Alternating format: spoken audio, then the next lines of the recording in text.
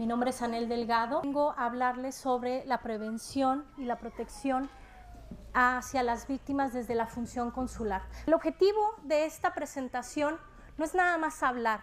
Mi objetivo fundamental es que tú te lleves algo, una sola frase que puede impactar tu vida, pero que impacte la vida de las personas a las que tú sirves. Con eso yo ya habré tenido mi presentación. Y otro de mis objetivos es ver de qué manera podemos implementar un protocolo de acción que en conjunto con todas las organizaciones que están el día de hoy y personas y el personal en general, para que este tema que es tan delicado, que es un delito internacional, se pueda disminuir. Sabemos que la trata de personas es un delito sumamente grave. Existen instituciones y todo un bagaje de personas que intervienen en esto. Y bueno, la acción que tú emprendas va a ser fundamental. ¿Sabías que la trata de personas es la tercera industria millonaria después del el narcotráfico y de armas? Ya sabemos que la trata implica tanto la explotación sexual, trabajo forzoso, la servidumbre, la mendicidad, tráfico de órganos. Todo esto son delitos sumamente penados. Bueno, ¿cómo se trabaja la trata? Existen muchos factores como es la manipulación de las personas que son vulnerables. Y aquí es bien importante saber que las personas que viven situaciones de violencia doméstica en sus familias, que viven alcohol, maltrato, son las personas que son más vulnerables a ser víctimas de este sistema. Sin embargo, cualquier persona puede serlo, sin importar cuál es el estatus social, educativo y demás. No importa que seas mujer, que seas hombre, cualquier persona puede ser víctima. Si podemos ver, existe una psicología dentro de esta situación, en donde los tratantes ya saben, conocen el perfil de sus víctimas. Muchas veces hay señoritas, jóvenes que se meten a internet, que buscan pareja. Ahí es un semillero para captar víctimas. ¿Por qué? Porque la señorita quizás esté pasando una situación de despecho, de repente quiera conocer a algún chico y empieza su captor a obtener información. ¿A qué te dedicas? ¿Cuántos años tienes? ¿Dónde está tu familia? Aquí es muy importante porque todos somos responsables de este tema. Con el hecho de que tú sepas que el internet es un lugar en donde los tratantes trabajan y captan a sus víctimas, ¿qué podrías hacer al respecto? ¿Educar a tus hijos? ¿Hablarles de la responsabilidad que tienen las redes sociales?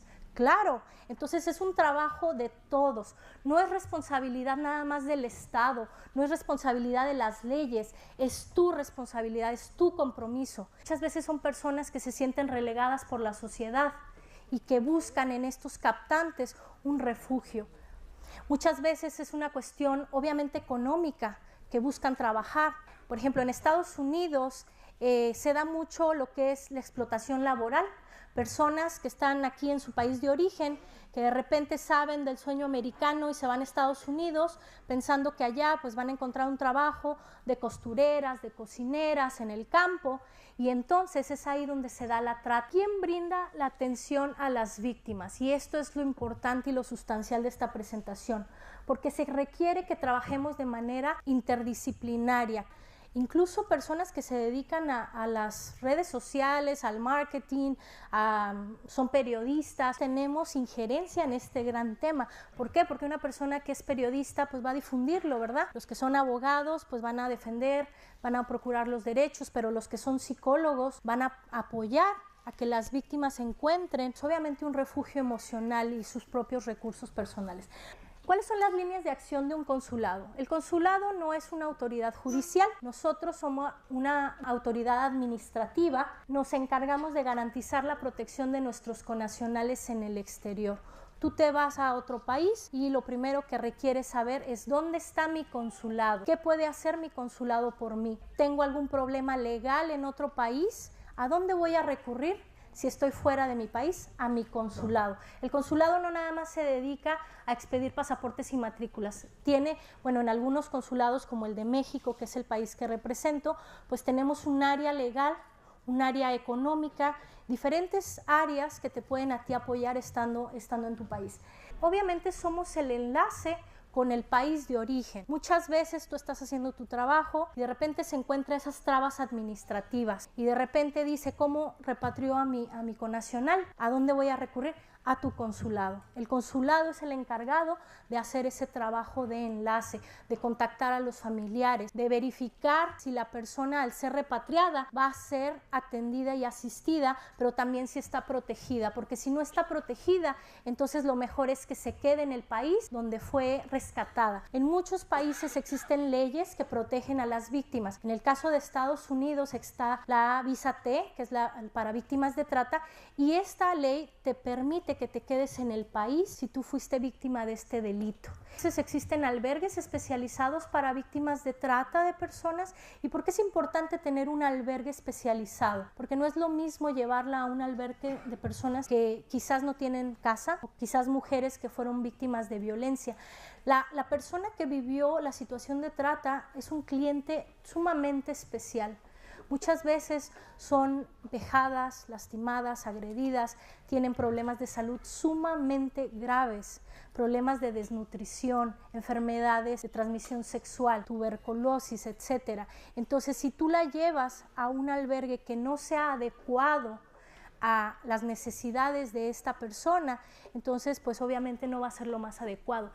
¿Cómo puedo detectar a una víctima de trata de personas? En el consulado llega normalmente una persona y cuando le estás haciendo la entrevista podemos detectar algunos signos y síntomas. Por ejemplo, que la persona no te mire a los ojos, que obviamente dentro de una entrevista te van a manifestar que no tienen dinero, que tienen una deuda excesiva con la persona que los trajo, que los invitó, ¿okay? O que fue reclutado a través de promesas falsas.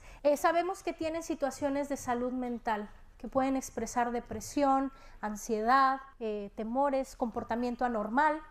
Muchas veces te van a decir que se cayeron, que se lastimaron, que se golpearon. Lo cierto es que pueden haber sido maltratadas por su agresor.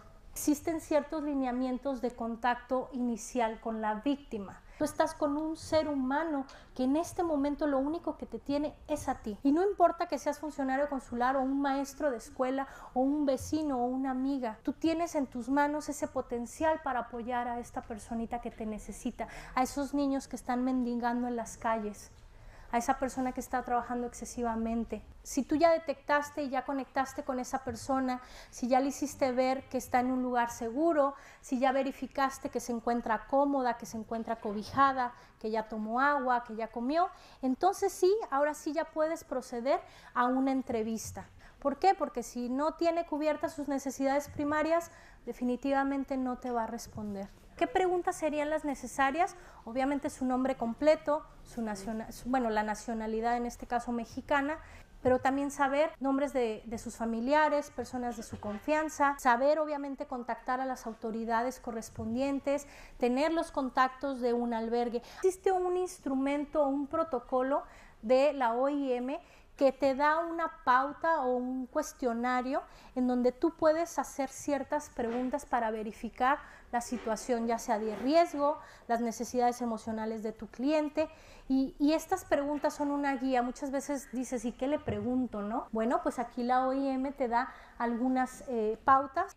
Una de ellas, y muy importante, es saber si la persona se encuentra en riesgo de suicidio. En ti está poder salvar a esa persona. Con una sola pregunta tú puedes detectar si esa personita se encuentra a ese grado. Una víctima de trata, si no conoce la ley, si no sabe el idioma, si no sabe a quién recurrir, pues obviamente va a estar atada de manos. Pero cuando tú les empiezas a explicar, les empiezas a hablar de sus derechos, las empiezas a empoderar, hombres y mujeres, entonces ellos saben que pueden encontrar recursos en sí mismos, y esa es la función principal que nosotros podemos hacer, hacerles saber que ellos tienen esa fortaleza, que ellos tienen en sí mismo todos sus recursos. Quiero que te quedes con eso, con el hacerte presente de que tienes a una persona enfrente de ti, de que quiero que cada uno de ustedes se lleve esa semillita de que ustedes pueden salvar una vida en situación de riesgo. Muchísimas gracias por su atención.